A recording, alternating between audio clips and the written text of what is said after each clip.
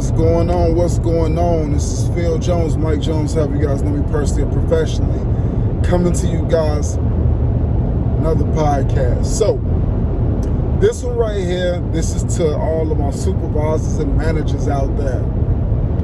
As a supervisor, there's some things that I think that need to be addressed, and I will personally be the first one to pioneer and spearhead this conversation. So I think that we have gotten very far away from understanding what our positions are when it comes down to supervision, management. So first and foremost, let me try to help you guys out. Regardless of whatever field that you are in the personnel management business. What do I mean by that? That means that you are in the business of managing people. Regardless of the task, regardless of what the objective is, you are ultimately not the one doing the day-to-day work. It's the people who work for you. So in essence, if you really think about it, you work for them, not the other way around. Whatever materials that they need in order to be successful, be it information, be it tools, whatever the circumstances are, it's your job as the manager, supervisor, whatever have you, to provide those tools and to make sure that they're readily available at the time that you need whatever job done. A well-informed group generally is a high-functioning group. Where there is not good communication, you will generally have lackluster performance. I say this because I see and I hear and I listen and I try to learn from my mistakes every day.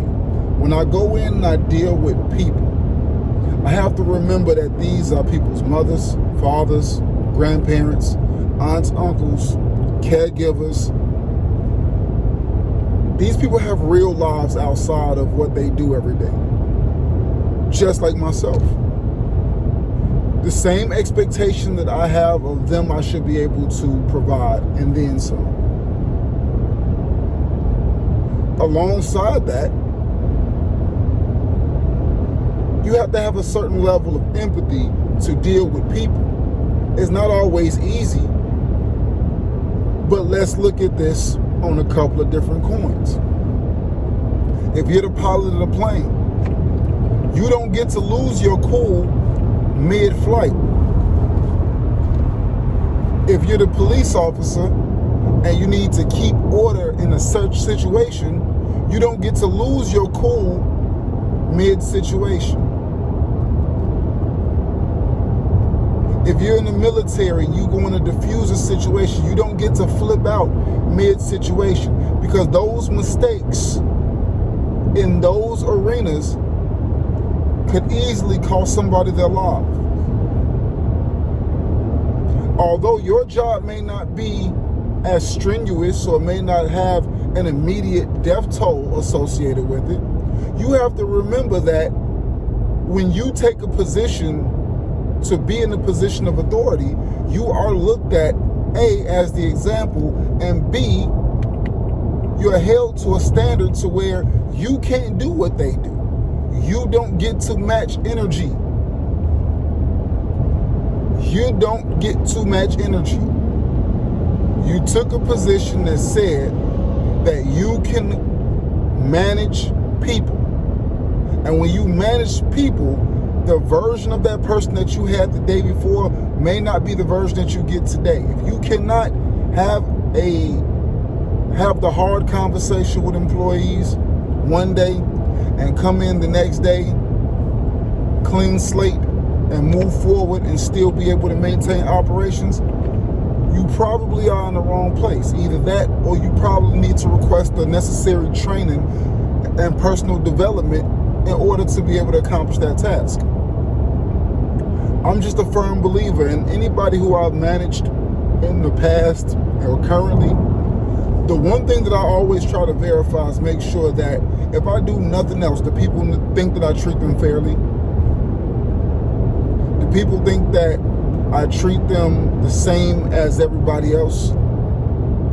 Do I address the issues when they need to be addressed?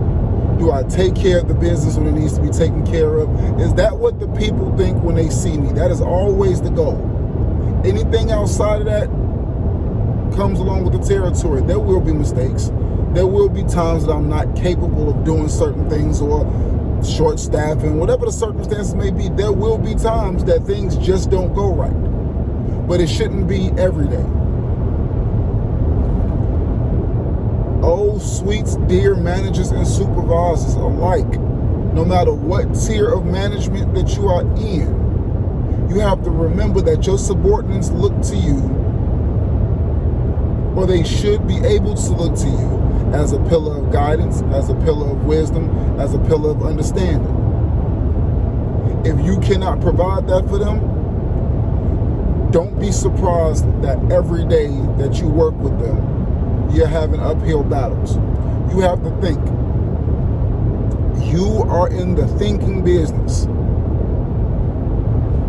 So if you have disgruntled employees, or ones that you just not get, pull them to the side. Figure it out. Maybe you start off your day by saying good morning to your staff. Maybe you can start off your day making sure that you've done every single thing that you can do, and anything else outside of that, you just deal with it. And one of the most important things that I want to say before I close this out is, especially for your new supervisors and new managers, how you start off is how you need to keep it. If you're the disciplinarian, the zero tolerance, the play by the rules, be that way all the time. You can't skirt the rules for certain people. You can't skirt the rules for certain situations. If we're going to play by the book, we're going to play by the book all the time. If you're somebody who you're Mr. or Mrs. Fun, keep a lighthearted situation, you have to remember that how you keep it, you can't go from Mr. or Mrs. Lighthearted to super aggressive and just flip out at a moment's notice. Whatever style of management you choose to use, be ready to maintain that style throughout and find a way to make it work for you if that's the way that you choose to hold it down. Anyway, guys, that's my time. Make sure you guys subscribe, like, share this with subordinates and managers alike if you find this to be valuable information. Peace.